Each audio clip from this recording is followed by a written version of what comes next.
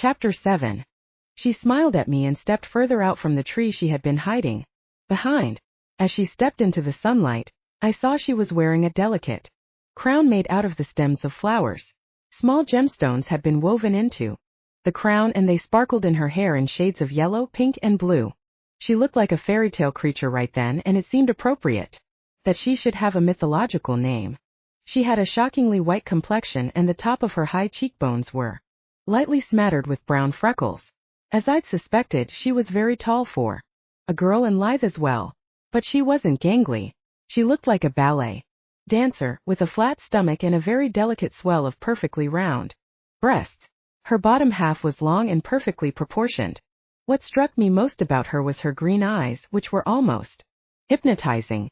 They reminded me of Jolly Ranchers and practically shone from underneath her long black eyelashes.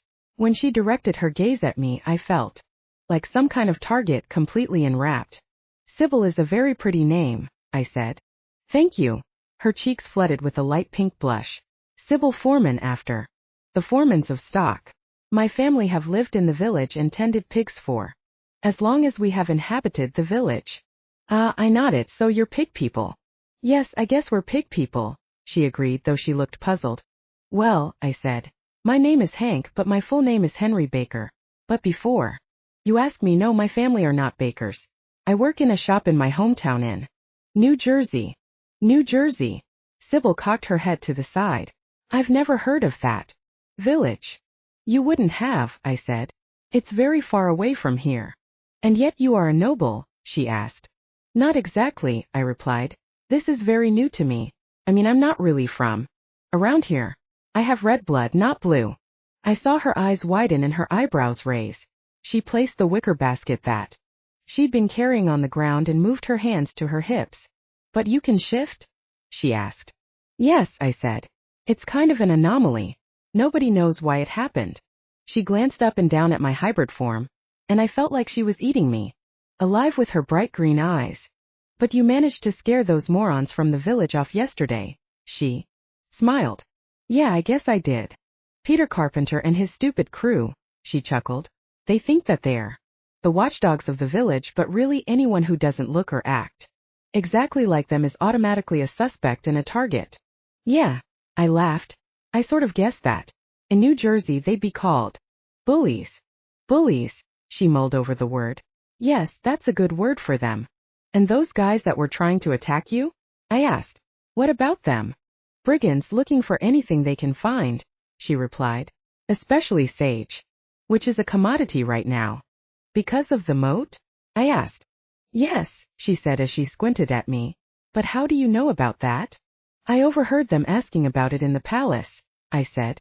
Are you one of the witches who prepares the brew for the moat? No, I am a common folk witch, she said as she shook her head. I was raised in the ways of my mother and her mother before her. We have always been in tune with the nature of Lupercalia and our relationship to the moon goddess. The moon goddess has blessed us with all that we need, and the witches know how and what to use. But you don't work for the palace? I asked. No, she smiled. I live only for myself. In fact, when I saw you in the village yesterday, I had just returned from a long foraging trip. A long foraging trip, I mused. That doesn't sound very fun. I live a semi-nomadic lifestyle, she said and shrugged. I had a happy childhood, but I don't want to spend my entire life keeping pigs. I like to wander the woods and take note of everything that is growing here, without being interrupted by thieves, of course. She brushed her dark hair out of her face and placed it behind her left ear. Does that happen often? I asked. No, she replied. Never before. In fact, if you hadn't chanced upon us, I don't know what I would have done. Her eyes trailed down to the two dead men on the ground. They were lying in a bloody heap, but she seemed unfazed by the whole thing. You don't seem upset by their deaths, I noted. I'd pity them, she started. But it brings me a great relief to see their blood spilled instead of mine. Yeah, I replied and looked down at the guy with the whip. You know, I've never killed a man before. No? She looked up at me and her eyes widened. And yet now you're a hero. I'd never been called that before. Didn't feel as good as the act of genuinely helping someone, but it still felt pretty damn good.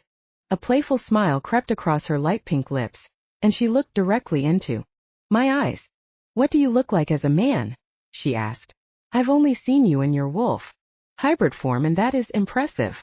I'd obviously never been asked before, but I'm pretty sure it was the hottest thing a girl had ever said to me, and the way that Sybil dragged her gaze over my body made me feel a small burning in the bottom of my belly. You'd like to see me as a man? I replied in a slightly softer growl. Yes, she replied defiantly. I mean, I can imagine what you look like from this form, but I may be wrong. And we can see if you're right or wrong. All right then, she said and crossed her arms. I was still getting used to quantifying the scale of people and things at 9 feet tall, but I could tell that she was taller than average. She was also lean, but in a toned way, not a single leaf of lettuce for lunch kind of way. Well, I'm going to take a wild guess and say you have dark brown hair like... I smirked. Am I right? She pressed. Fine, she said. And of course your eyes are blue. But how tall are you? Very tall, I said in a playful tone. Even taller than I am now.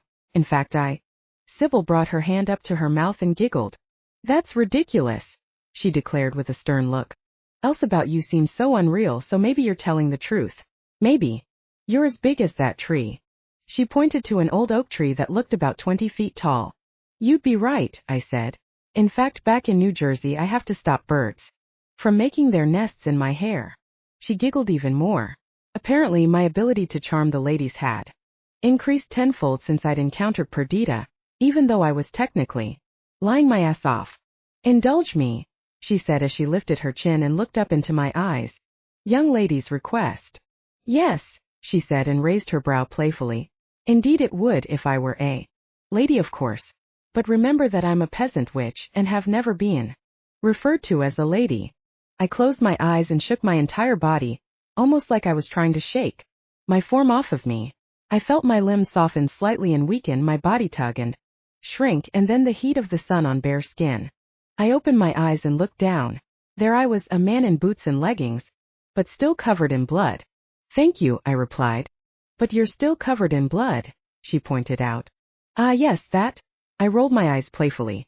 I was actually going to clean myself off in a brook when you jumped out from behind a tree and distracted me on my quest.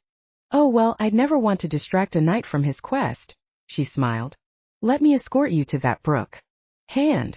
She came to my side with her basket and gestured her arm in front of her so that we could walk side by side. Asked. She sighed, and we both stepped over a thick root that was jutting out of the tall oak tree she'd compared me to earlier. Well, I have my family house in the village of Stock, but I'm rarely there, she explained. My family is happy enough to be farmers, but I'm not. I find it hard to watch people struggle so hard for so little reward. If it weren't for the good graces of the moon goddess and all the hope she gives us, I'm not sure what I'd do. Are there many brigands around? I asked. The brigands are the least of our worries, she replied. Didn't they tell you about the monsters that terrorize us? It's the whole reason the moon goddess created the wolf knights. The king mentioned something about vampires and other creatures, I replied. But he didn't really explain much beyond the moon goddess sending the wolf knights to protect Lupercalia. That figures, she sighed. Well, the knights do what they can, but there seems to be more monsters every year. That's why you get groups like Peter and his crew. They become paranoid of all newcomers because of the destruction that the monsters have caused over the years. We were back at the stream, and this time when I glanced at my reflection I saw my familiar face, though I had to admit I looked a bit more rugged than I usually did. I hadn't shaved in a couple of days, so I had dark stubble on my chin, and the blood smears made me look like an action movie star. I scrubbed my hands in the cool water and then splashed some on my face, but I could still see blood dripping into the brook, so I dunked my head into the stream and scrubbed my face with my hands. I would have sworn I could feel the layers of blood and mud washing away, and I didn't come up until my skin felt as clean as morning dew. When I pulled my head out of the brook, I shook my head side to side like a wet dog. Maybe some kind of lupin instinct had been embedded in me even when I wasn't being a wolf. Sybil moved out of range of the spray and shook her head when I was done. She tried to look disapproving, but it was hard to miss the grin that tugged at her lips. So where do you live when you're out roaming? I asked as I stood up. Right now I'm staying in an old shelter, she said. It's one the hunters use. Sometimes when they plan to be in the forest for a few days, but it's been empty for a while. I can probably use it for a few more months and then I'll head north when the fall blooms hit their peak. But nothing permanent? I asked. No, she said and shook her head. I don't have very much, so I don't really need anything more than someplace that will keep me dry and warm. What about you? What's it like in your home? New something. New Jersey, I said. It's pretty nice. In some ways it's not too different from here. Really? Her eyes widened. My family has lived there for generations, I said. And there are rich, powerful people who try to boss everyone else around. But there are more opportunities there, and people don't have to do the same jobs their parents did. That's why your name is Baker, but you're not a baker, she said. Exactly, I agreed. There are some other big differences as well. Like what? She prodded. Well, instead of horses and direwolves, people get around in cars, I said. Cars? She repeated as she tested the unfamiliar word. What type of beast is a car? It's actually a machine, I said. A very complex machine. Lots of parts. Big engine. Anyway, that's how most people get around town. What does it look like?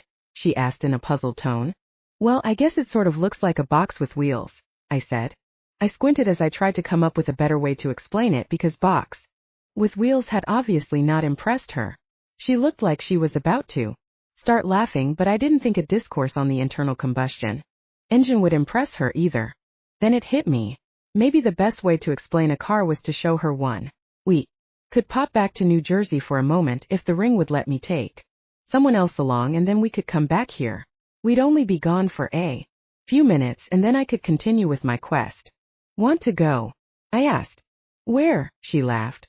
To New Jersey, of course, I replied. Want to come see it? But I thought you said it was very far away, she said. To be on a quest. It is far away, I replied. But we can get there in a blink of an eye. I'll show you a car, and then we can come back here so I can finish my quest. She laughed for a moment, but the happy sound died away when I didn't join in. Her brow furrowed as she studied my face, and then she shook her head. I can't even imagine how powerful the magic would be to accomplish such a thing. It would take the power of a goddess, I replied as I held up my left hand. The ring glinted in the sunlight, and I heard her gasp as she took a step closer to look at it. Where did you get this? She whispered. It's made of moon silver. The moon goddess, I said. She came to me in a burning building in New Jersey and gave me this ring. When I put it on, I traveled here somehow. I've been back and forth a couple of times just to make sure I could do it. It's pretty easy, and I think it's strong enough to carry us both back and forth. Though it doesn't seem to like metal. The moon goddess, she murmured. I can't believe she appeared to you.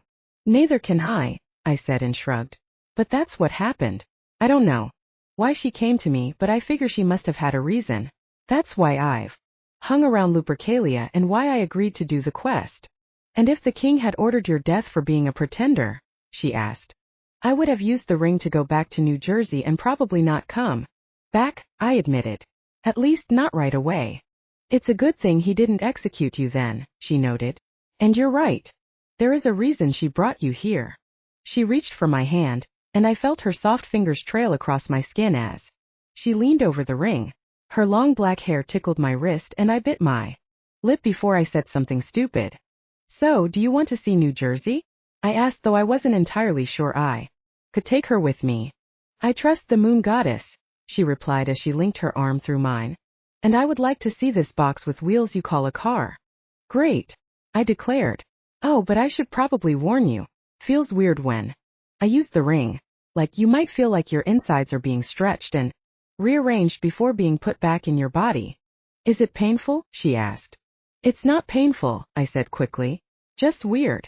She studied my face for a moment and then nodded slowly. She took a deep breath, looked around at the forest that was her home, and then turned to me with an expectant look. It was time to get going, so I closed my eyes and I imagined my kitchen, my bedroom, and the sticky heat of the day. It took a moment, but then I felt like I was tugged away from the forest into a long dark tunnel.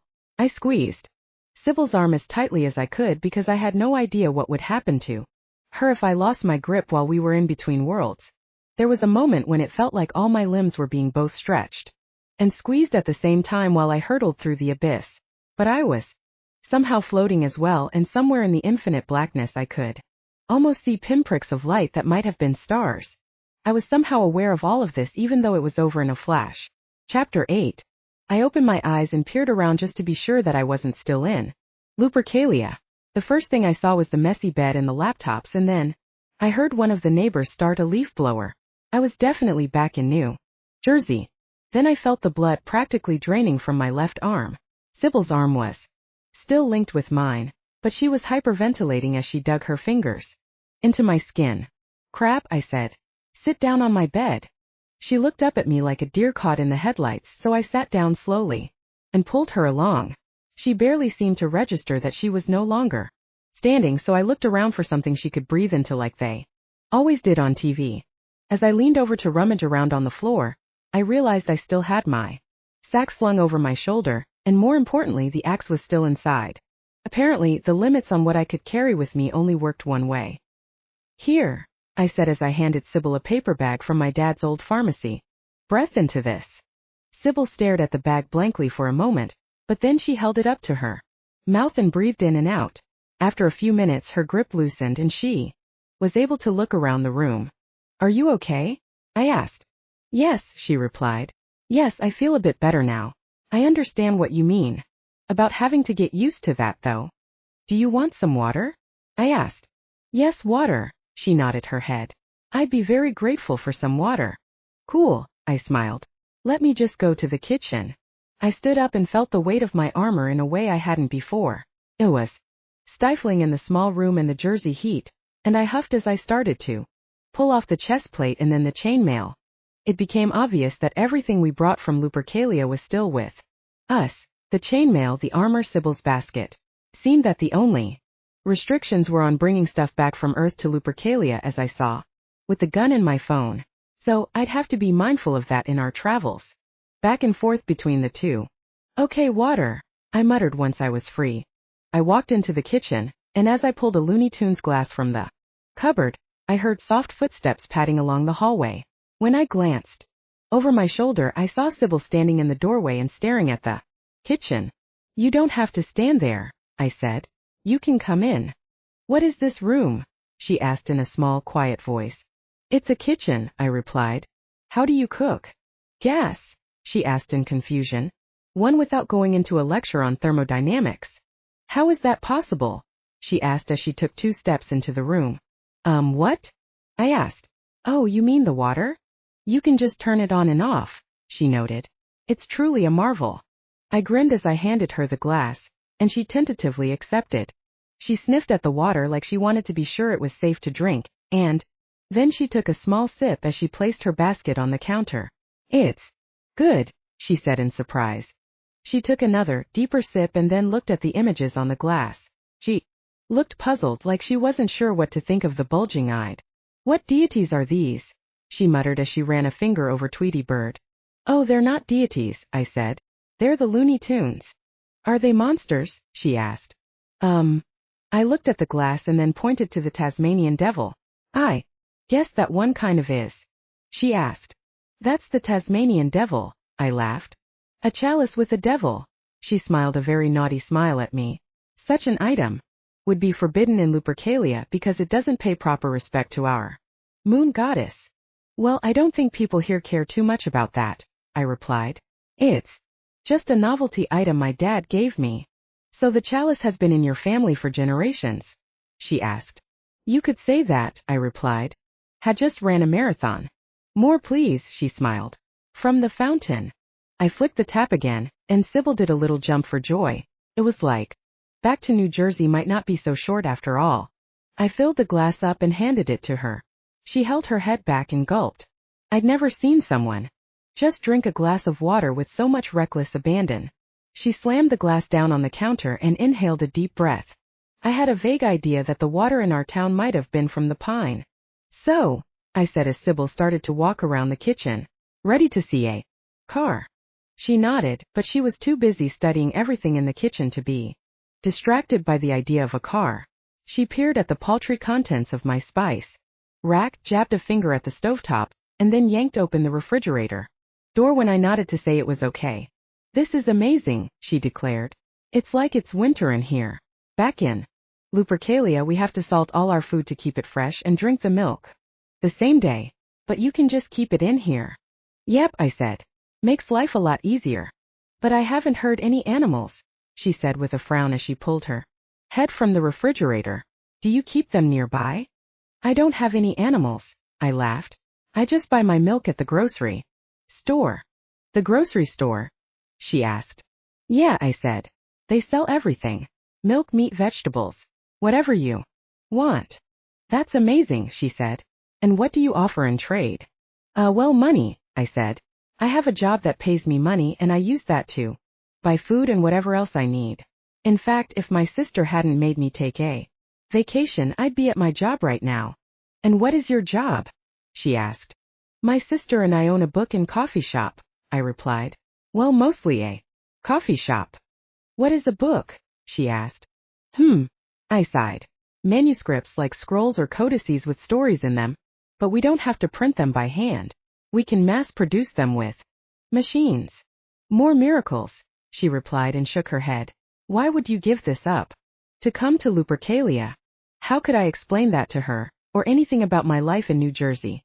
Reminded me of an exercise we'd done in the 2nd grade.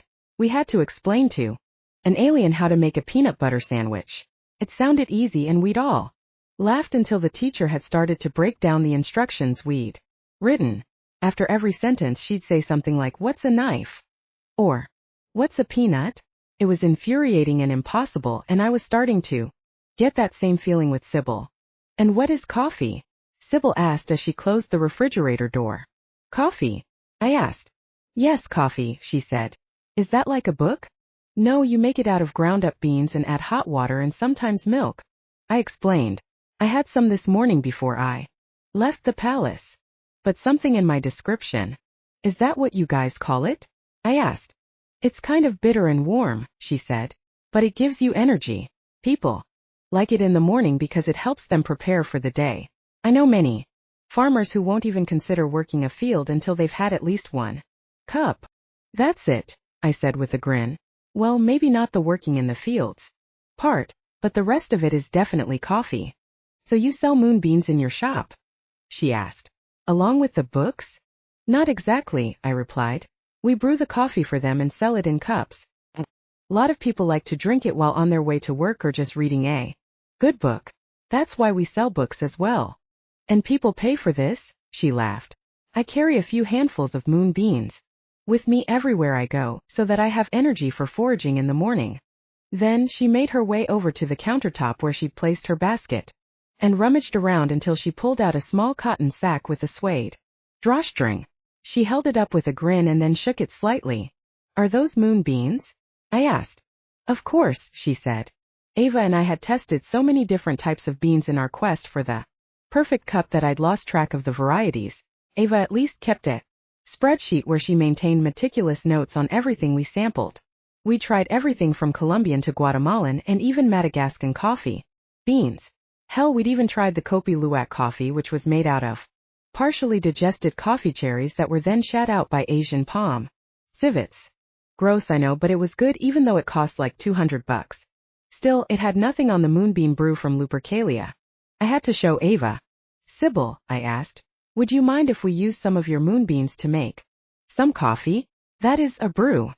"Of course," she said with a shrug. "Do you want me to grind them up?" "No need," I smiled. "We're going to the coffee shop. We have machines that do the grinding for us. And you can meet my sister Ava while we're there." "Do we have far to walk?" she asked. "We'll take my car," I said. "It'll be a lot faster." "Right," she said. "The box with wheels." "The box with wheels," I confirmed. I grabbed the keys from their usual spot in the fruit bowl I always kept on my kitchen table, and then I started back to the front door since I'd left the Jeep in the driveway. Had it really only been a day ago? Felt like a lifetime ago, but in some ways that's exactly what it had been. I honestly wasn't sure I could go back to just selling coffee and books. But I quickly pushed that thought aside. "It's so clear," Sybil declared. "I can see myself perfectly." I roused myself and glanced at my companion, and I realized that she'd spotted her reflection in the small mirror by the front door. On my father's advice, I kept it there so I could do a last check before I left the house, and it was yet another thing that I never gave much thought to. But Sybil was staring at it in awe, and it was hard not to grin as I watched her.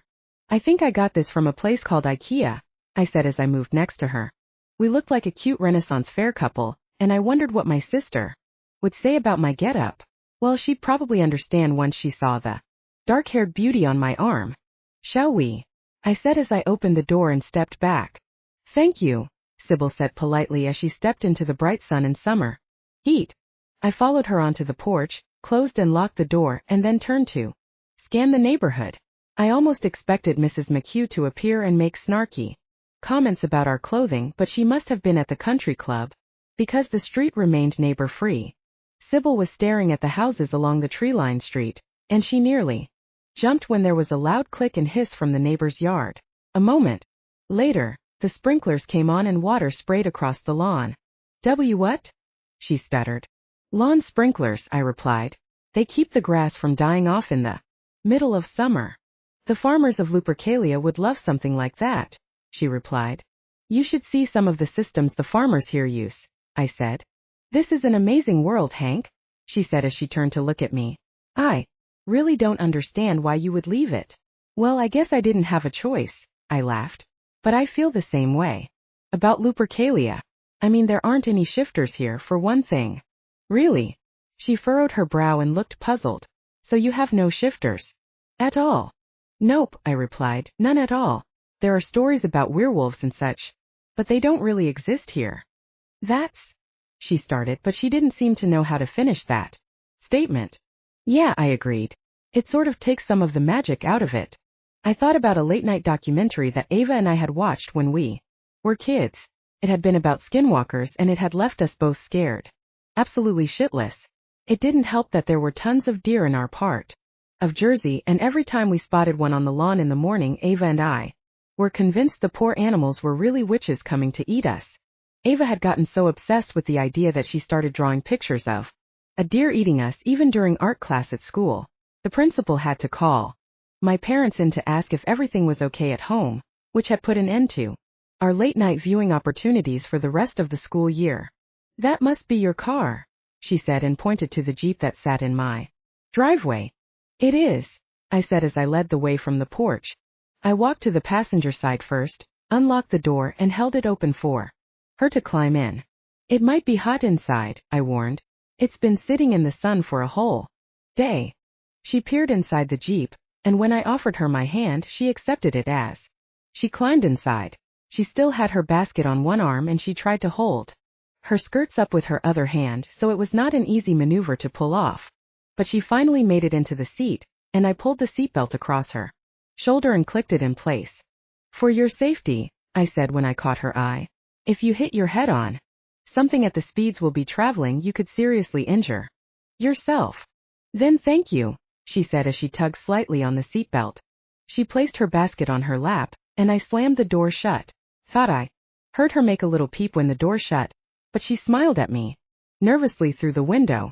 I walked around to the driver's side, climbed inside and started my old ride. The engine growled as it came to life, and I heard Sybil squeak again. Checked the road, but it was still empty of traffic, so I backed out of the driveway and pointed the Jeep toward the shop. Hank, Sybil whispered between giggles. We're moving. Yep, I looked at her and smiled. And you're controlling it? She asked. Uh-huh, I replied. I'm driving this beast. This is unbelievable, she said as she shook her head. I could never have even dreamed of something like this. More sprinklers came on, and Sybil was practically giddy with delight. Decided we would definitely have to do a run through the sprinklers at least once, but first we needed to deliver the coffee. My Jeep was old enough and basic enough that it didn't have electric windows, so I started to turn the crank to let some air in. Sybil's eyes went wide when she saw the glass start to go down, and when we came to a stop sign I pointed to the crank on her door. Just turn that, I said. That moves the window on your side. She started to turn the crank so hard that I was worried she might break the glass, but she stopped just in time and then stuck her head out of the window. Hello, New Jersey, she yelled. A dog walker on her side of the street in blue athletic shorts and a varsity shirt scowled, but a couple of kids on bikes waved and smiled. Cool, right? I asked. We pulled up to the next stoplight, and I realized it was Sagamore Street. I glanced to the right, but the street looked exactly like it did on most days. There was no sign of the fire, other than a faint wisp of wood smoke in the air. Why did we stop? Sybil asked. It's the traffic lights, I said. You see those lights on the wires? Those tell drivers what to do so we don't hit each other. Red means stop, yellow means slow down, and green means go. That's ingenious, she said as she waved to a couple of passing cars. The light changed and I decided to check on the house where my life as a future knight had begun. I made the right turn and drove slowly down the street. As we got closer, I could definitely smell more of a burnt smell, but it wasn't until we were at the property that I could actually see the damage. There was nothing left but the shell of a house, and I realized just how lucky the families had been to make it out. Oh, a fire, Sybil said as I parked in front of the house. I'm surprised you still have them here. It doesn't happen very often, I said, but sometimes a place will get hit by lightning, or someone will forget to blow out a candle. Was someone inside? She whispered. There were 2 families living there, I said, but the fire department was able to help them escape. The fire department? She asked. People who are trained to put out fires and rescue anyone who might be trapped by the flames, I explained. What a wonderful thing, she said. Did you know the families? No, I said, but this is the house where I met the moon goddess. I thought one of the families was still inside and that the fire department wouldn't make it in time, so I ran inside. That's where she was, and that's when she gave me the ring. You ran into a burning building? She asked in disbelief. Yeah, I said. One of my more impulsive choices, but I felt like I had to do it. Just when I think you can't do anything more amazing than you already have. You tell me something like that, she said and shook her head. You are a true knight, Hank.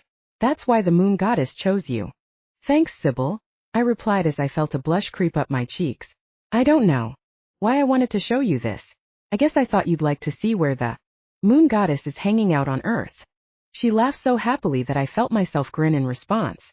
Let's go to the shop, I said. You'll enjoy it, and I can't wait for Ava to taste this coffee.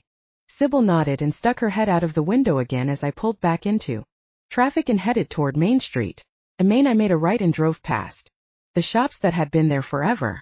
There was the bagel place, the diner, the old furniture refurbisher, some antique stores, and a few cutesy knick-knack shops. There wasn't much in the way of industry in our town, but it was popular with the antique shoppers from the city, and the furniture refurbisher was famous throughout the tri-state area. A block further on was the sign for Baker's Books and Cafe. My sister and I were 2 years into running the place, and we'd finally managed to get our own sign. It somehow made it seem more real to see our names out front, and I felt a surge of pride as the gold letters glinted in the sun. There it is, I said as I pointed to the sign. That's where I work. So much gold, she said. You must be doing well. Ava's dark green Mini Cooper was already parked in front, so I pulled in behind her. I hopped out of the Jeep and ran around to Sybil's door to hold it open like the chivalrous knight I was. Thank you, she said, though she didn't move from her seat. I laughed when I realized that she didn't know how to undo the seatbelt. Press down on the red part. She studied the seatbelt for a moment and then pressed the release. The belt retracted with a soft whir, and she grinned at me as she took my hand and stepped out of the Jeep. You really have no idea how magical all this is, she said. Well, I'm starting to appreciate it more, I replied. Sybil stopped to stare at the books on display in the window, and then I opened the door and ushered her inside. We were hit with a blast of cold air from the AC, and I saw her shake her head again as she shivered in the sudden cold. We walked past the tables packed with current bestsellers, the shelves filled with classics, and the small section reserved for local up-and-coming publishing houses if they had something that looked cool. Sybil nearly tripped twice as she stared at all the books, and more than once I caught her tracing a finger over the covers. Just back here, I said as I led her to the cafe at the back of the store. The coffee aroma was even more intense near the back, and the rows of shelves gave way to framed pictures of famous authors and a few mismatched sofas, armchairs, and small tables. We'd picked up most of the furniture at yard sales and clearance sales from the vintage shops over the years, but they were all high quality and still looked good. It felt homey and not in a manufactured way, and it was one of the reasons I loved working in the store. I wasn't surprised there weren't any customers buying coffee, but I was surprised that I couldn't see my sister anywhere. Ava! Called out. Ava, are you there? I heard some rummaging noises from the basement, and I figured she was doing all the usual things that we did when nobody was there, like go over stock, archive our purchases, and research for new books that were hitting the market, and research new coffee roasters, of course. That was always one of the best parts of our time at work. Sounds like she's downstairs, I said. I'll let her know we're here. Fuck! Ava shouted from the basement before I could move. That's Ava, I said and rolled my eyes. She sounds charming, Sybil replied. We listened to footsteps stomping up the very steep flight of stairs from the stockroom, and then my sibling appeared in the doorway. She was wearing denim shorts and a varsity track shirt from one of her old boyfriends who used to coach the high school track team. She was covered in dust, and even her dark brown hair looked a shade lighter from the tiny particles. She had the same blue eyes as mine, though she still hadn't looked up, so Sybil hadn't had a chance to see that yet. I need to hire a cleaning lady that will actually clean, she muttered as she tried to knock the dust from her clothing. Or maybe we should just install a shower. She finally looked up and nearly fell backward when she saw the two of us standing by the register. What the hell are you doing here? Ava demanded. I thought I told you to. Fuck off for 2 weeks. Sybil giggled, and Ava's eyes narrowed as she studied the mystery woman by my side. Who is this? Ava asked suspiciously. This is Sybil, I explained. She's a friend. A friend, Ava said and looked at me. So how come I've never heard her name before? We just met, I replied. Did you meet at a Renaissance fair or something? She snorted. Not exactly, I said. All right, smartass, she shook her head. You come in here dressed like a total nerd with some random hot girl that you've never mentioned before? You better tell me what the hell is going on. I'll do better than that, I said as I nodded to the basket. I'll blow your. Chapter 9. You sound like one of those cheesy commercials that comes on in the middle of the night, she said. Don't tell me your friend here is selling some shrooms. Or something. Oh hell no, I laughed. It's a million times better than that. Like I haven't heard that before. Ava shook her head as she started to clear the clutter from behind the counter. Hey, what is this coffee brush doing there? I don't know, Ava, I said. You always leave it there with all the pens and stuff. It's unsanitary. Not true, she replied and plopped it next to the red coffee bean grinder to the left of the cash register. You're the one that puts it with a stationery. I went to that barista course in Madison, remember? I have a certificate on how to manage a coffee bar. You're the one that's always mixing up the book bric-a-brac and the coffee knickknacks. I never do that, I protested. Yeah you do, she shot back. I haven't even been in this place for 2 days, so if anything is out of place it's your fault. No one's been in, my sister huffed. So it's probably been there since you left on your vacation. We could do this some other time, Sybil suggested as she looked back and forth between us. No, I said quickly. It's fine. Ava, trust me, you'll be glad you tasted this. Tasted what? She asked. Sybil, the bag, I said. The witch blinked and then rooted through her basket for a moment until she found the small bag, which she passed to me. Ava watched all this with a smirk, and when I lifted the lid to the grinder, my sister even snickered. What, did you steal the latest brew from Starbucks? She asked. If you were hoping the costumes would help you blend in over there, I'd say it was a fail. Just wait, I said as I poured about half the beans into the grinder and then looked at Sybil. Is it okay if I use all of the beans? Of course, she said with a shrug. They're easy enough to come by. Collect some from my parents' shrubs every week and roast them after I cook breakfast. I dumped the rest of the beans into the grinder, and then hit the button. Your parents have a coffee plant? Ava asked as the grinder did its job. A moonbeam plant, Sybil said. But Hank said it's called coffee here. A moonbeam plant, Ava said slowly and looked at me. I knew what my sister was thinking, but I didn't care. Once she tasted the Lupercalian version of coffee, she wouldn't care either. Moonbeam brew is very popular in my world, Sybil continued. It's how everyone starts their day. Moonbeam brew, Ava said, though her eyes were still watching me. Coffee, I translated. So, are you from Philly or something? Ava asked as she turned to look at Sybil. You sound like you have a little bit of an accent going on there. Actually, I am from the village of Stock in the land of, Sybil began to reply. I whacked on the grinder really hard and the motor grew louder. Ava gave me raised eyebrow, and I knew she'd pester me with questions later. Or maybe she wouldn't once she'd tasted moonbeam brew. The grinder finished, so I popped the top off and loaded the machine.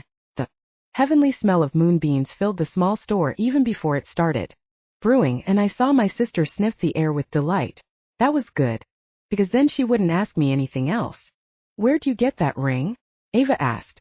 What ring? I shot back. Shit. It's like she could read my mind. On your left pinky, Ava replied. I've never known you to be a jewelry guy. I've never known you to swear in the store.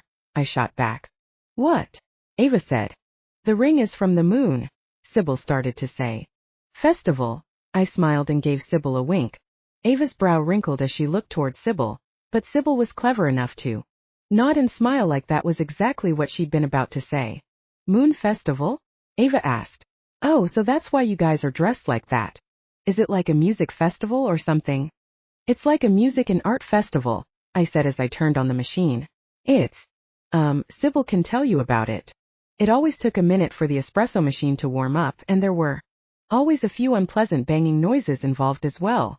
The strange sounds filled the air for a moment, more proof that no one had been in the store yet. But I could tell by the way Ava was watching Sybil that my sister wasn't going to just drop the topic. The Moon Festival is by far my favorite celebration of the year, Sybil declared when the coffee machine finally settled. It arrives on the eve of the summer solstice. We gather for music, games, and revelry. One of the farmers from the town is elected to slaughter his fattest pig, and we roast it over a stake.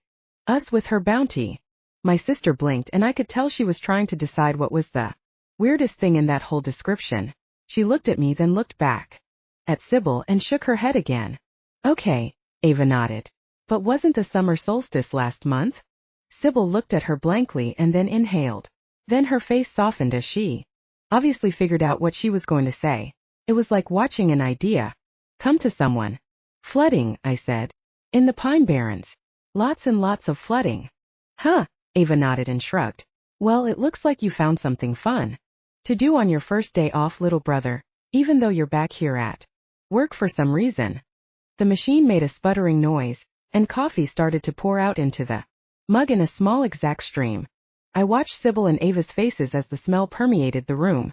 It wasn't just the regular comforting coffee smell. This one had almost floral hints, and it made you imagine somewhere beautiful. When I smelled this coffee, I immediately felt both energized and at ease. Sybil turned on her heel and made her way to one of the bestseller tables to flip through a book. Ava, on the other hand, looked like she'd seen a ghost. Hank, she said. What the hell is that? It's coffee, I smiled. Coffee from the Pine Barrens? She asked. It's from Sybil's town, I said. Lots of them grow it. That smell, she murmured. Crazy good. Right. I chuckled. Let me make the next 2 cups so we can all enjoy it together. My sister nodded, and then she glanced towards Sybil. When she decided that to me, hey, your friend is a little odd, but she's one of the most beautiful women I've ever seen, Ava whispered.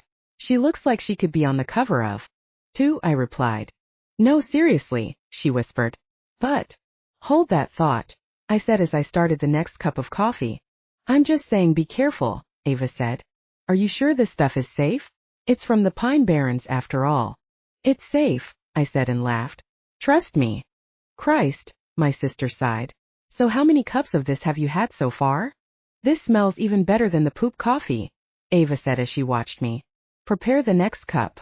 And that stuff was very unique. Tasted kind of like blueberries to me, I said. Yeah, but it wasn't blueberries, was it? Ava smiled mischievously. No, it wasn't, I admitted. But there's no shitting involved in this one. When the last cup was ready, I set all 3 on the counter and then checked for my companion. The witch had wandered to the front of the store, and Coffee time, I called out. There are so many plants in here that I've never even heard of. I would love to explore sometime and pick some new things to make new tinctures and potions with, I said. Ava shot me a look, but she didn't actually object, probably because she'd picked up her coffee cup and taken a deep sniff. Really? Sybil asked. You really mean it? Of course, I said. We have plenty of copies downstairs. They haven't exactly been selling like hotcakes lately.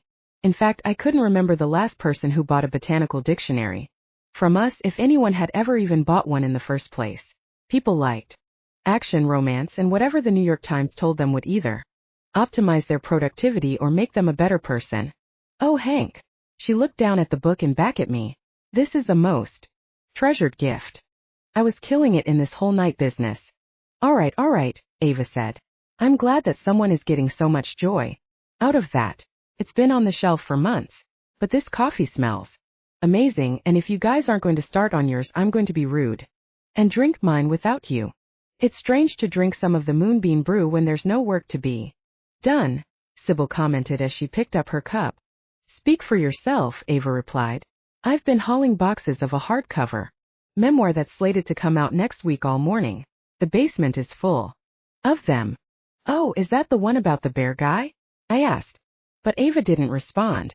She'd taken a sip of the coffee, and her eyes had widened in a kind of moonbeam brew-induced ecstasy. I took a sip of the moonbeam brew, and it was like my body was in a warm bath of joy and energy. I felt it go from my throat into my stomach, down my arms and legs, and finally into my feet. I looked over at Sybil, who smiled but otherwise looked unimpressed. It was just another cup of moonbeam brew to her, and maybe not even the best one she'd ever had. Oh my God, Hank, Ava declared as she set her empty cup on the counter. Oh my God. Holy shit. This stuff is insanely good. That is the best coffee I've ever had in my life. Right? I asked. I think it's one of the best drinks I've ever had in my life, period. You two are so funny, Sybil said as she placed her unfinished cup on the counter. It's just moonbeam brew. It's not even what the nobles usually drink.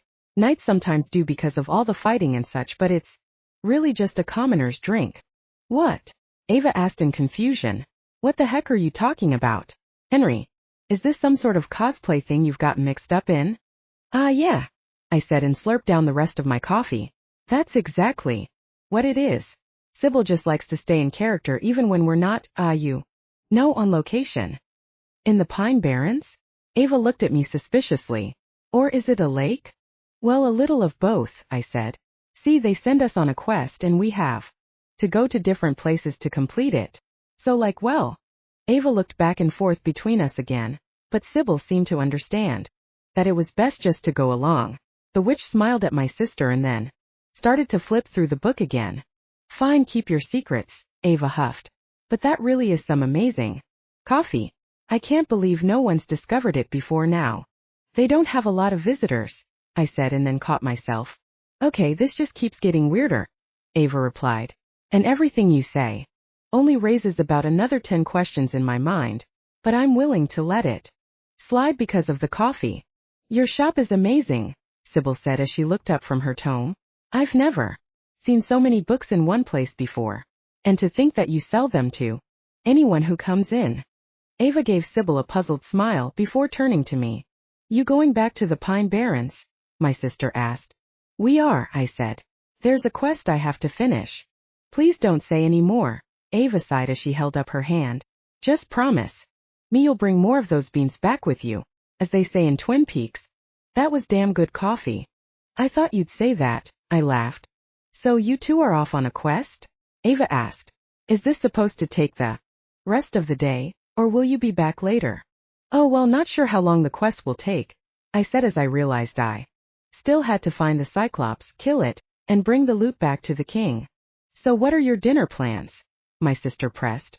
We'll just stop at a grocery store and pick up something, I said. What's a grocery store? Sybil asked as she looked up from her book. Like I said, I cut in with a laugh. She likes to stay in character. Ava said as her eyes narrowed. It seemed like a good time to leave, before Ava could pester us with more questions that would only add to her suspicions. I could tell that my sister was still undecided about Sybil, and that she hadn't quite bought my lie about staying in character. The only reason she wasn't grilling the witch right then was the coffee, but Ava's older sister need to protect me would emerge soon enough. So we'll be off, I said as I started to push Sybil toward the front door. But I'll be back with more of those beans. You're damn right you will, Ava called after me. If you're not, I might have to kill you. Sybil jerked and gave me a panicked look, but I laughed and waved to my sister. I yanked the door open and shooed Sybil onto the sidewalk before either woman could say anything else.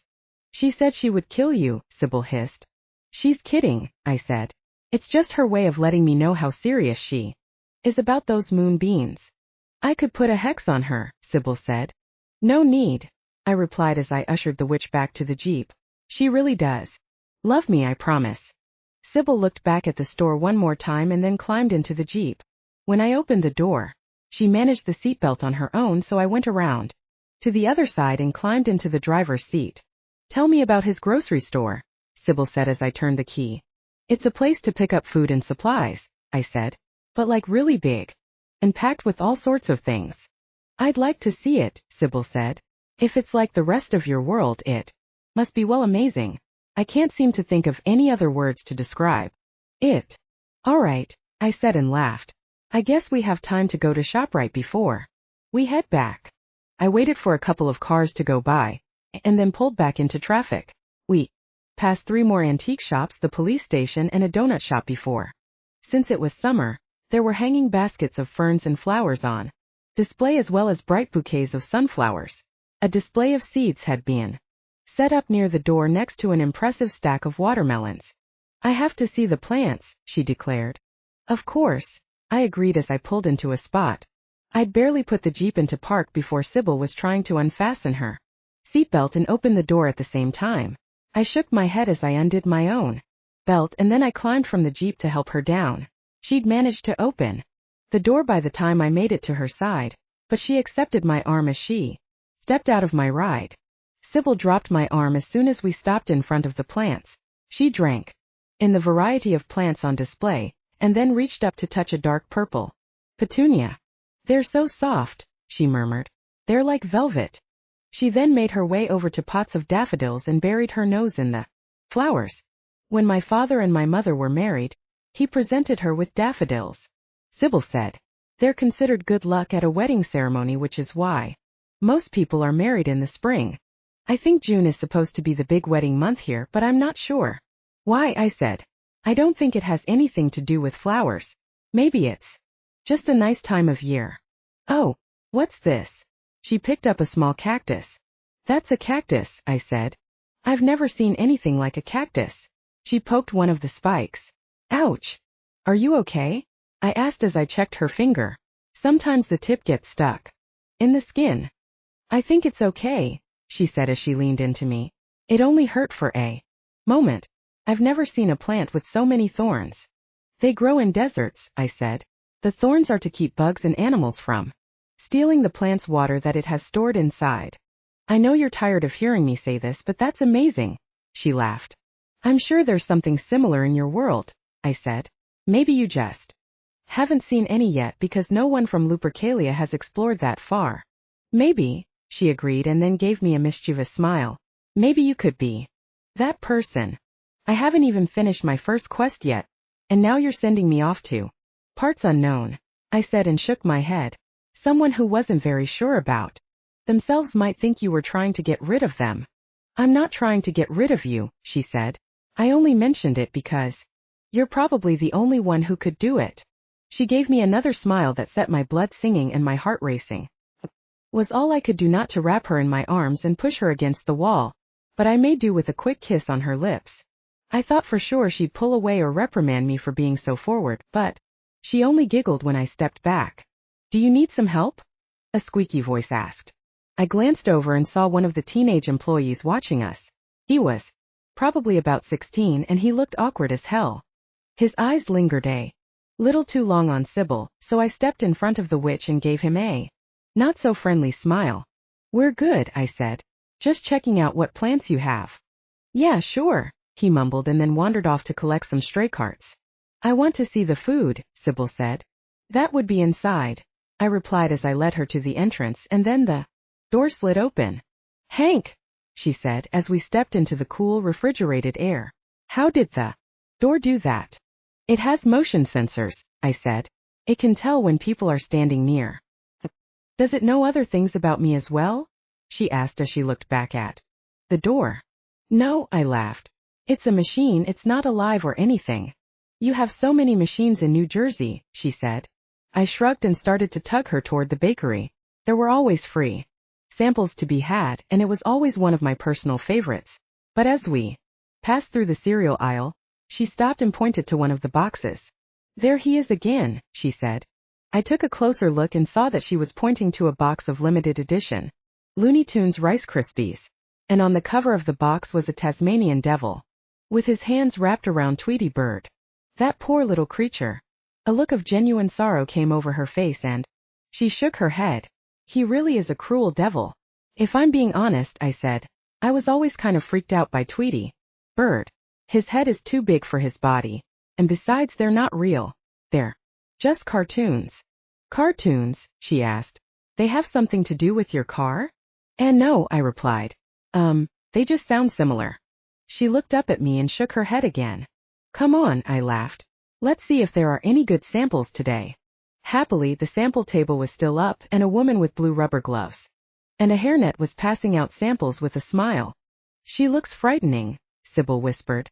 Her gloves are odd. They have to do that for health regulations, I replied. But it smells like. They have cinnamon buns today. Have you ever had a cinnamon bun? No, she said as she sniffed the air. But it smells wonderful. You're gonna love this, I laughed. We walked over to the table, and the lady smiled at us as she handed a sample to a woman trying to hide a chihuahua in her purse. Can I have 2 of the samples, please? I asked as soon as the dog woman had left. Of course, the employee said and then looked at Sybil. And may I say that is such a lovely dress you're wearing. Did you buy that around here? Oh, Sybil said as surprise flashed in her eyes. Actually, I made this from fabric that my sister wove. You made it. The woman shook her head. You could sell those, you know, as beautiful. Thank you so much, Sybil replied as the woman handed her a quarter of a cinnamon bun on a small paper plate. I accepted my sample as well, and then we stepped to the side so another customer could claim a sample. We bit into the cinnamon buns at the same time, and I watched a wave of euphoria cross Sybil's face. It reminded me of watching Ava drink the coffee. This is so good, Sybil moaned. They're on sale right now, the employee called over. We're doing boxes of 12 for $4.99. Want 12 of those? I asked Sybil as she shoved the last bite in her mouth. Yes, she said when she could speak. I would like that very much. The employee pointed toward a display of cardboard boxes before she turned to smile at a frazzled father with 3 young kids. While the kids argued over which samples were bigger, I picked up a box of the cinnamon buns and started to walk back to the registers. Can we eat them for dinner? Sybil asked. Who was I to say no? Cinnamon buns for dinner with a hot which sounded sick. I was heading for the self-checkout when Sybil suddenly stopped and then walked toward another display. I followed after her and saw that she'd spotted a display of seed packets near the fresh vegetables. I watched as she examined the images and then she picked up one of the packets and smiled at the picture. What did you find? I asked as I caught up with her. The purple flowers, she said shyly as she showed me the packet. Want some? I asked. Maybe you can start growing them in Lupercalia and then you can paint the town purple. I'd love them, she said. Hank, you've really shown me so many good things today. Thank you for that and for saving my life. It's nothing really, I assured her. I wish we'd met under better circumstances, but I'm so glad that I got to show you what my neck of the woods is like. I love it here, she said. We made our way back to the self-checkout where I paid for the box of cinnamon buns and the packet of seeds. It was by far the best date I'd ever had, and it hadn't even come to $10. Sybil skipped ahead of me as we walked through the automatic doors. I smiled as I watched her glide across the parking lot, but my moment of pleasure was rudely interrupted by a loud honk. A Toyota had been pulling out of its spot and nearly backed into Sybil. She looked shocked for a moment, and I ran over to make sure she was all right. Hey! The Toyota driver shouted as he rolled down his window. Hey yourself, I shouted back. You're supposed to watch for pedestrians. The man swore under his breath, but my glare was enough to keep him in his car. I took Sybil's hand and led her back to the Jeep. Sorry about that, I sighed. I should have warned you to look both ways. Some drivers don't pay attention.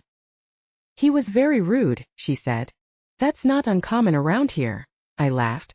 We were back at the Jeep by then, and Sybil climbed back inside as soon as I opened the door. She even pulled the strap across as I closed the door, and I found myself smiling at how quickly she had learned that.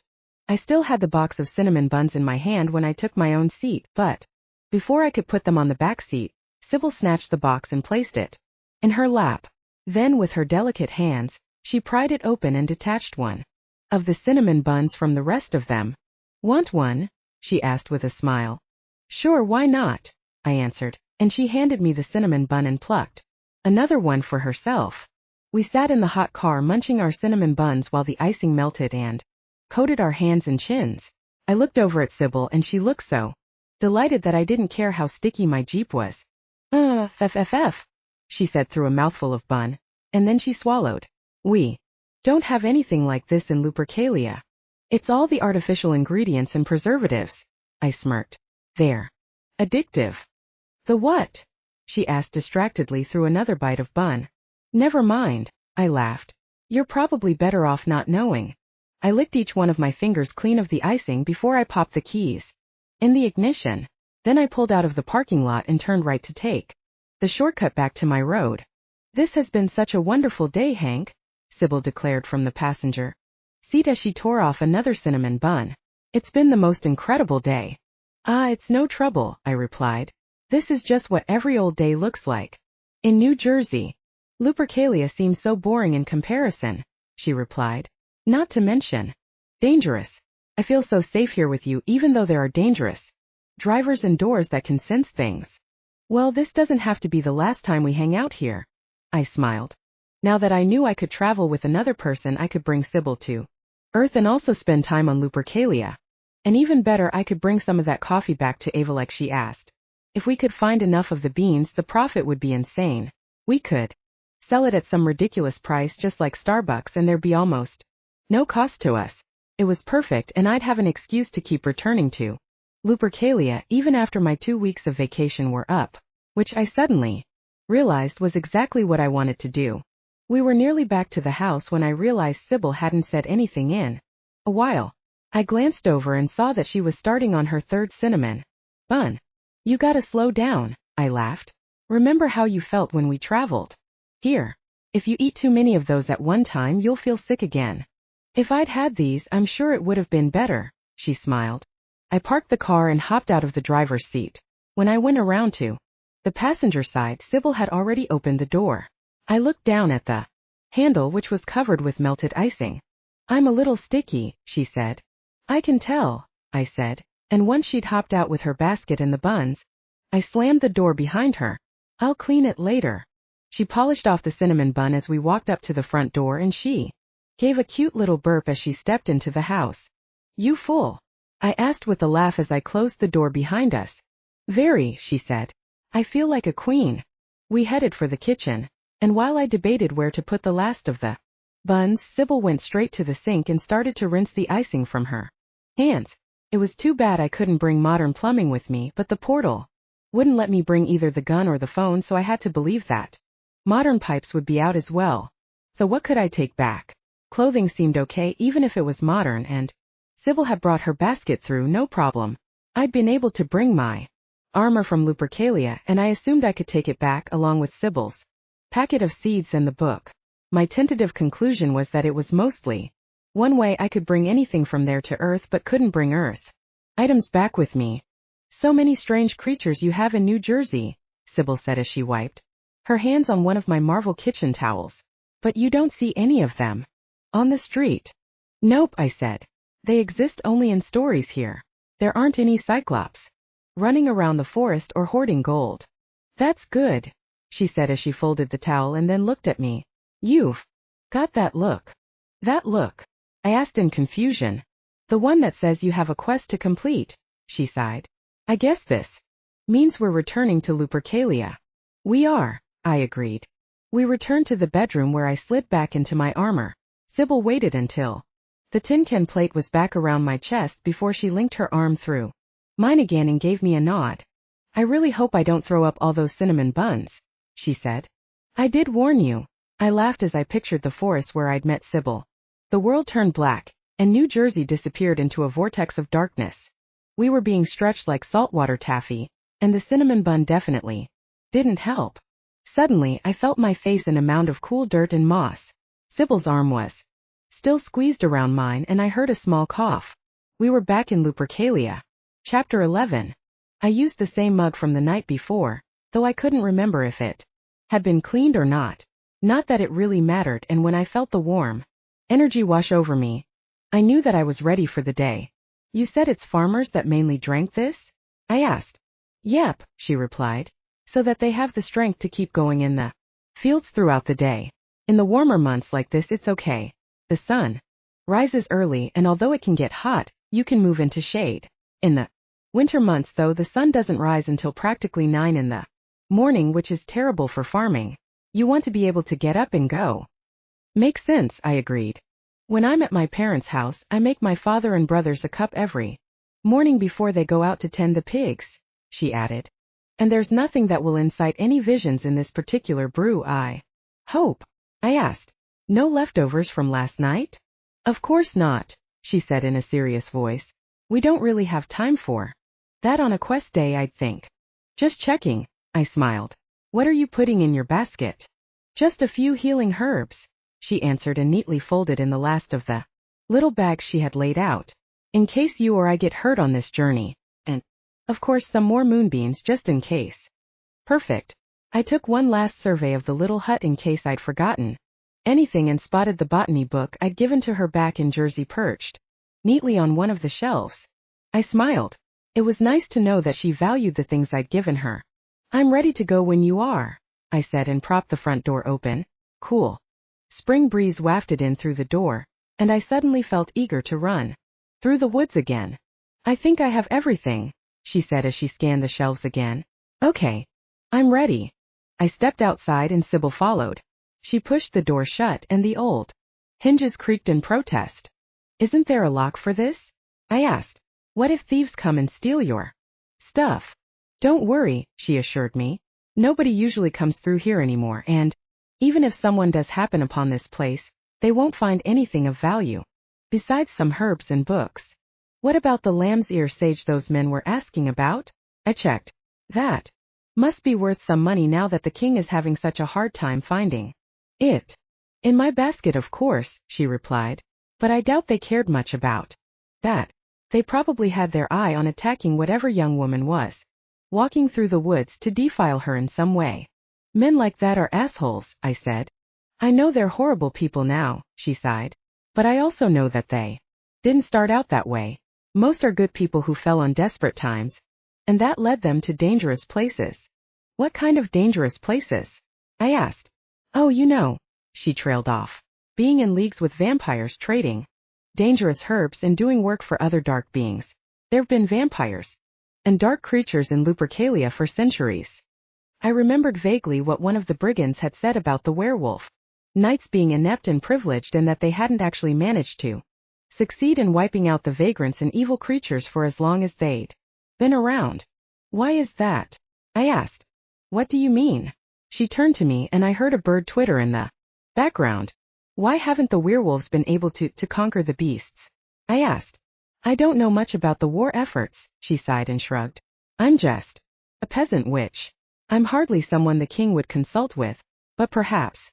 Maybe I should, I replied. But first I have to complete my quest. So, I dropped my sack onto the ground and felt around inside until I found the parchment with the map.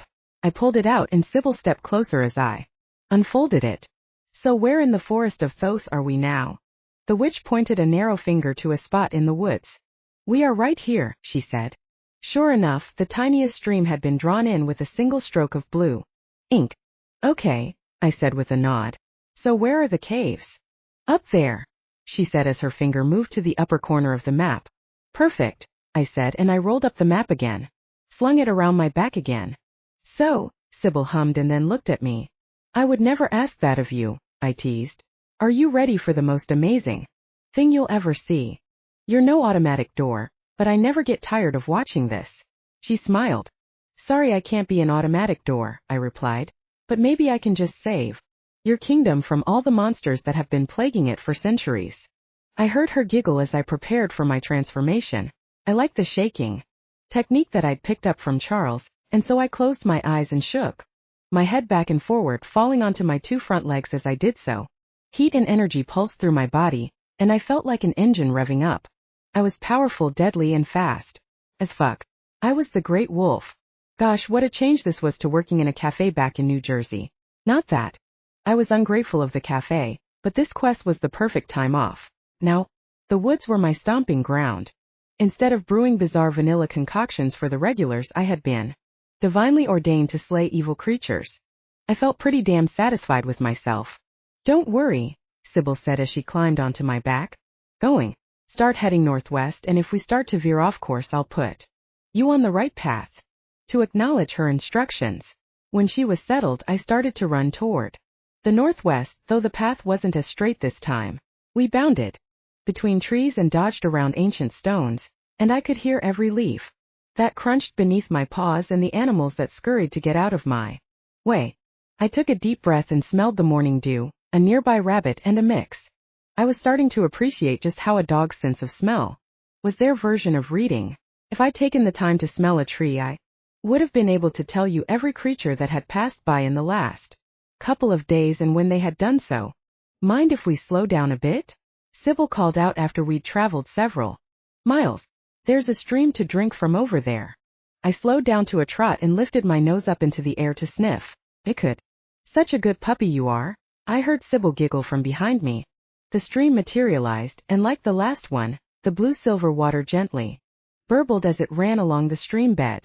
The clean scent suddenly made me feel thirsty, and I started to pant in anticipation. She slid from my back and walked over to the edge of the water. She found a reasonably dry rock to sit on, but I trotted over and stuck my front paws in the cool water. I stared at my reflection for a moment, and I was reminded of the wolf in Little Red Riding Hood.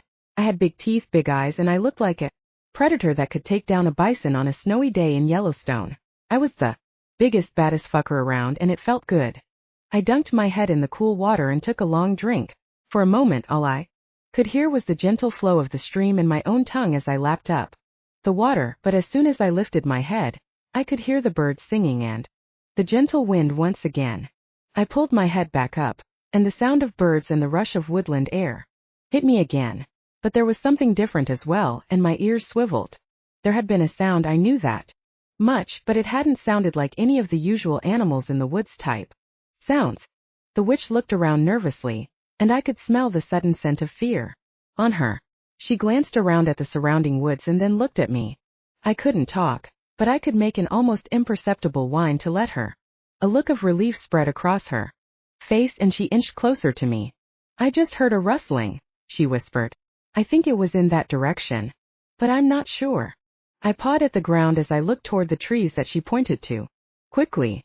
I don't know what they told you at the palace, she added, but the deeper we go, the less friendly the inhabitants are. These are not people who will be happy to see a wolf knight. I nodded and looked up at her. As much as I loved my wolf form, I realized I really needed to be able to communicate with Sybil if there was someone or something in the woods.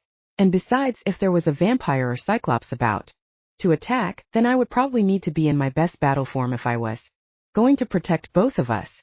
As soon as I pictured my hybrid form, I felt my body start to stretch and reshape itself. The ground suddenly seemed very far away, and I could see the tops of the trees more clearly. My armor had reappeared as well, and I let out a low growl as I sniffed the air for anything that was out of place. I'll never get used to that, she whispered and then giggled nervously. I heard it too, I said in a low growl. There was another rustle from some bushes behind us, and I realized why it was off. Whatever was making the sound was too heavy and too unsteady to be one of the usual woodland animals. And whatever it was, the other forest creatures were apparently avoiding it. The birds had gone silent, the squirrels were no longer chattering, and even the rabbit I'd smelled had gone deep into its burrow. The scent was unfamiliar to me, and it was so nasty that I wrinkled my nose. The thing trampled a few more branches, and then it finally emerged. I actually just watched it for a moment because I didn't know what else to do. I'd never seen anything like it in my life. It was a naked man with a giant face on his body, and seemingly no genitals. Just a cloaca-type thing at the bottom of his body. He didn't have a head, because his face covered all of his chest. Weirdest of all, he didn't seem to know we were there. What is that thing? I asked as I bent down to whisper to Sybil. She seemed slightly less freaked out than she had been, so I hoped that meant that the creature wasn't normally dangerous. It's a blemmy, she said. They can be kind of nasty, but I don't think it's anything you couldn't handle. In fact, it's probably more scared of you than you are of it. The weird creature puttered around while it looked through the dirt for something. It made a happy squeal when it spotted a worm, and then it knelt down to pluck the squirming insect before it could vanish. It looked happy as it stood up, but then it spotted us with its unnaturally large eyes which took the place of its nipples. It blinked and fell backward, though it didn't turn and run away. Sybil glanced at me, but I just shrugged. I definitely wasn't worried about the thing, just really weirded out. Still, I lowered my sack so that I could grab my axe if the thing decided to attack. It didn't look particularly fast, or like it was hiding some kind of amazing special skill, but I didn't want to take that chance. It wobbled around a little like it was trying to decide what to do and then stopped suddenly. The creature opened its mouth to reveal a smattering of dull yellow teeth, and then it let out a high-pitched wail that sounded like it belonged to a much smaller and more pathetic creature. It flailed its arms around, and I was reminded of those lectures about dealing with bears. Sybil seemed to find the sound unnerving, though, because she backed up and dodged behind a bush. Her breath was coming in short gasps, and I couldn't blame her. If I'd been in my human form, I probably would have wanted to hide from the thing as well. But in my hybrid form, I was king of the forest, and rather than run for cover, I let out a long, loud wolf howl. Triple-O echoed through the woods. The howl felt powerful and foreboding, and the sound waves coursed through my entire upper body, up from my diaphragm and then into the woods. I felt like I was doing something primordial and instinctive, and it felt so right. When I finally ran out of breath, I lowered my head and grinned at the blemmy. The strange creature ran off into the woods, though it ran like a frat boy after a long night of drunken hazing.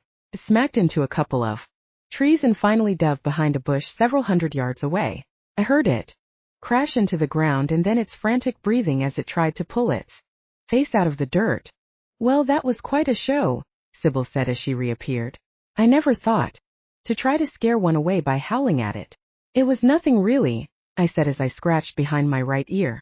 If anything, it was just a knee-jerk response to a guy with a face on his torso. I was playing the whole thing down, but it was obviously totally sick. I mean, it was like a battle cry. It was the most powerful fuck-off I'd ever handed anyone in my life, let alone one of the weirdest living things I'd ever encountered. I've only ever seen one of those from a distance, Sybil said. Such odd creatures. They try to avoid humans, though as you saw, it's hard for them to see with their eyes where they are. They can fight well enough if they have to, and I once had to help a farmer who was bit by one of those things. What do they eat? I asked. Oh, nuts and berries mostly, she mused. Sometimes bugs or small animals. Not like the Cyclops you'll be facing, which grinds up human bones with his teeth. No one said anything about bone grinding, I replied. You'll be fine, she laughed. You actually know how to fight, unlike some of those knights who have never done any fighting outside the tournaments. I think I met a few of those, I replied. The court is filled with them, she said, and then turned to listen to a bird. We're near the edge of the forest. How can you tell? I asked. The birds sing different songs here, she explained. That's cool, I said. You probably wouldn't be surprised to learn that I don't pay much attention to the bird songs in New Jersey. It's not an uncommon skill here, she laughed. My father taught me how to recognize the different songs. It's an easy way to figure out where you are when you don't have access to maps and whatever you use in New Jersey. GPS, I replied. What? She started to ask and shook her head. No, you can show me next time we're there. Agreed, I said. And if we are so close, then maybe we should get going. Don't want to be stuck in the caves after nightfall. And I'll be tired after fighting the Cyclops, I'm sure, so we probably won't be able to make the return trip as quickly either. Sybil nodded in agreement, so I closed my eyes and imagined my wolf form. Felt that weird stretching and twisting sensation, and then I was on all four paws on the ground. I lowered myself to the ground so Sybil could climb up, and then we were off once again. I could smell something in the far distance, something that didn't smell like the fresh brook or trees. It smelled more like stone, damp and rot. I lifted my head and sniffed around, and sure enough, the smell came from the northwest. I could smell my way to the caves. This was totally awesome. It felt like a crime dog on a K9 team or something. As I galloped toward the new scent, I could feel the texture of the ground underneath my paws change. The soil was no longer as soft, and there were less plants growing. As we drew closer to the scent, more pebbles appeared along the ground, and the trees were far enough apart that sunlight chased most of the shadows away. "This place doesn't look good," Sybil said into my ear as the last of the woods gave way to a rock-strewn valley. The smell of rot wafted in the air, and I wondered if Sybil could smell it, too. Of course she couldn't smell it as vibrantly as I could, if she could at all. It smelled like dead flowers and old meat. In the distance I could see greener valleys and a small town, but that would have been miles away. In between were stone cliffs that had probably been carved out millions of years ago by Lupercalia's version of the Ice Age. Sand, rocks and pebbles covered the ground, and the only green the first could see were penetrate the darkness inside. My wolf ears could pick up something shuffling around inside one of the caves. I sauntered over and then sat down so Sybil could slide from my back. "Do you think this is the one?" Sybil asked quietly as she dropped to the ground. I nodded once and then focused on my hybrid form. My back stretched as I started to grow, and my arms bulged as the muscles grew. Still felt odd, but at least it wasn't disconcerting anymore. When I opened my eyes I was 9 feet tall again, and I could feel power flowing through me. I pulled the axe from my sack and took a step into the cave, but it was so dark that even my wolf eyes couldn't see anything. "I need a torch or something," I muttered. "I might be able to help with that," she whispered. She darted away for a moment, and when she returned, she had an old branch in one hand. "Okay," I said, "but I don't have anything to light it with." "Just a minute," she responded. She sat down on the ground and rummaged through her basket until she found a dried orange peel and a batch of some herb I didn't recognize. But the herb was woody and brittle, and when she started to strike it against the branch, I realized it was like a match. "Will that work?" I asked. "Don't you need sulfur or something?" "Be patient," she replied. After a few more strikes, smoke started to drift from the piece of wood. A tiny fire appeared a moment later, which quickly grew to cover the top of the branch. It was bright enough to light my way, but it wasn't burning so quickly that it would die out before I was ready to leave, or so I hoped. "That's perfect," I declared as I accepted the torch. "I'll see you soon." "Wait," she called out. "I want to come with you." "No," I said and shook my head. "That Cyclops will have the advantage in there, and I don't want you getting caught in the middle. And if you were injured, I might lose my focus." "Then at least let me stay just inside the mouth," she replied, "so I can be there if you're injured and need help." "If you promise to stay in the light," I said. "I will," she agreed quickly. I wasn't sure I believed her, but it was time to kill a Cyclops. The longer we stood there debating it, the more likely it would be that the creature would realize we were there and launch an attack of its own. So I nodded and stepped deeper into the cave. The air inside was musty and rotten. It smelled like it was both abandoned but also slightly too lived in, like someone hadn't bothered to flush the toilet in a while. It was a good thing I hadn't eaten breakfast that morning, because I probably have heaved it all over the ground. As I tried to shake off the stench, something glinted in the torchlight for a moment. I peered toward my right, and after a few seconds I could pick out a shape just to my right. It was definitely metallic, and as I crept closer I could see it was a spear. "Don't mind if I do," I muttered as I sauntered toward the spear. But a giant roar erupted, and the stone walls started to shake. It spread like thunder through the cave, and dust and small rocks dropped from the ceiling. I glanced over my shoulder and saw that Sybil had crept further into the cave. Her eyes were wide as she listened to the bellowing sound bounce around the cave, and she looked like she was frozen in fear. "Get back," I growled to get her moving. She started to back away, so I lunged toward the spear. Sybil gasped a moment later, but I'd seen the movement as well. I already had my axe ready to attack, but I stopped as the giant came fully into view. The Cyclops was about 20 feet tall, and in the flame from the torch I could see dark jaundiced skin with red pustules on his shoulders and back. He had no hair and a head that was slightly too small for his body. He was quite fat but obviously powerful like a sumo wrestler. He even wore a loincloth, though his was dirty and stank of shit. But what drew my attention once I finally saw it was the ginormous single eye that blinked on his forehead. Part of me wished that I hadn't seen that totally whack-looking blemmy in the woods, since it had almost desensitized me to just how bizarre this guy looked. The difference between the two, however, was that the blemmy had normal teeth when he opened his mouth to scream. When the Cyclops opened his mouth to roar, he revealed a set of sharp yellowed fangs that were stained brown from blood. "Whoa," I said as the Cyclops roared again. "Someone needs a breath mint." The Cyclops stamped on the ground between me and the spear, but I still had my axe and plenty of targets on the Cyclops' unprotected body, so I charged forward and smashed my axe across the monster's meaty foot, and the Cyclops wailed in pain. But the Cyclops didn't totter or even hop around on one foot. He grunted and started to lift his arm, and that's when I saw he was holding a long wooden club. His eye finally focused on me, and I could see that the white part was actually yellow and the iris was a dull gray-green color. I needed to find somewhere else to strike besides his foot. I'd be here all day if that was the best I could do, and the Cyclops was bound to get lucky enough to land a few strikes of his own. I needed to end this quickly, I decided as I dived out of the way of the club. The club whistled over my head and smashed into the ground where I'd been standing a few seconds before. I felt the ground shake beneath me, and I wondered how the giant hadn't managed to bury himself in a cave-in already. But my wolf ears had also picked up a different sound, and when I glanced around I saw the source. There was a pile of sparkling silver nearby, and it jangled every time the Cyclops struck the ground. It was the loot. Suddenly I was filled with the need to take this fucker down and end this quest. I wanted that loot, and I wanted it now.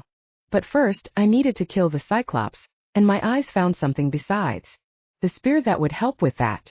Near the loot was a large boulder, and if I could reach the top, I'd be high enough to pounce on the giant and make a lethal strike. I started to run toward the boulder, but the Cyclops heard me. One giant foot came out to block me, but I leapt over it with animalistic precision. The Cyclops was quick, too, though, and as I made my leap, he swung his club toward me. The club smashed into the ground a half-second before I landed, and all I could do was crash into the club instead. I fell backward and landed on the rocky surface while I tried to catch my breath. I heard my armor clang as I landed on my back, and I saw the torch skitter away as my hand came open. I could barely move, but then an odd feeling came over me, almost like I was under anesthesia. I could feel the full force of the impact, but I was only in pain for a split second, like my body was rapidly healing, as if I was Wolverine from the comics. I looked up just in time to see the Cyclops raise his club again. I timed my roll better this time, and I was able to escape the pounding unscathed. The Cyclops bellowed when he realized he hadn't smashed me, and he started to peer around the cave for me. But his last move had exposed his wrist to me, and before he could stand up, I threw myself forward with the axe already raised. I plunged it deep into the monster's wrist, and brown, gooey blood gushed out of the wound. The Cyclops jerked his arm away, but I was already moving again. The spear was just to my left, and I was sure I could throw it hard enough to drive it through something critical like his heart. I managed to wrap my arms around the weapon, but then the Cyclops jerked it from my grasp. Shit. Something came over me then, and I bit his hand. As my teeth sank into his skin, I heard him roar in pain. But all I could think about was getting the spear so I could kill the Cyclops and claim the loot. I could see it all so clearly, and all I needed was the spear. I started to climb my way up his arm as he flailed around in pain, and my claws tore through the skin until it was a lacerated, bloody mess. The Cyclops dropped the spear, and I heard it clatter to the floor. I sank my teeth into his upper arm one final time and then dropped to the floor of the cave. I had to scramble as the Cyclops stomped his foot again. But I claimed the spear as my own. The Cyclops roared so ferociously that I felt like I was being attacked by a sound wave. I flattened my ears against my head, but nothing seemed to stop the vibrations that moved through me. Everything was quivering, and it was almost impossible to keep my footing because my inner ears were fighting with the noise. I spotted the boulder near the loot and made my own mad dash, but the cave shook with every step of the one-eyed monster getting closer. As soon as I made it to my destination, I scrambled up the rock face despite the small earthquake, and then I turned to face my opponent. When the Cyclops was just a few feet away, I launched myself toward his head. I pulled the spear back as I soared past the monster's belly, and as the Cyclops opened its mouth to roar again, I drove the spear into the middle of its eye with every ounce of strength I had. The spear plunged through the eyeball and sent a viscous liquid squirting across the cave. I kept pushing and I felt the spear drive through muscle and membrane and then something harder like a skull. The creature roared again. But I clung to the spear and pushed again, even though I was just dangling from the Cyclops' head by that point. My hand was nearly in the eye socket before I felt the spear hit something soft again, and I knew I'd found the brain. I did everything I could to keep twisting the spear, and finally the Cyclops gurgled and started to reel around the cave. I hung on until the monster started to keel over, and I threw myself out of the way as the corpse collapsed with a thud. As I stood up, I saw Sybil's silhouette in the entrance to the cave. She had her arms above her head and was jumping up and down. "Whoa!" she yelled. "I knew it. I knew you could do it." "Fuck yeah," I yelled back. I took a minute to catch my breath and regain my senses. As I stared at the Cyclops body, I felt myself start to grin. I had been a shifter for just a few days, and I'd already proven that I had what it took to be one of the Knights of the King of Lupercalia. There were going to be plenty of blue bloods who weren't happy with that, but screw them. I'd been chosen by the moon goddess just for this. "Sybil," I called out when I stopped panting. "Come here." She lifted her skirts and made her way over, careful to avoid the giant Cyclops that was lying dead in the mouth of the cave. "What is it?" she asked. "Do you need any of my healing herbs?" "Just a sec," I laughed in a low growl. "I want you to be here for the best part." "What best part?" She wrinkled her brow, and I crossed my arms and felt a smirk spread across my face. "Collecting our prize, of course," I said.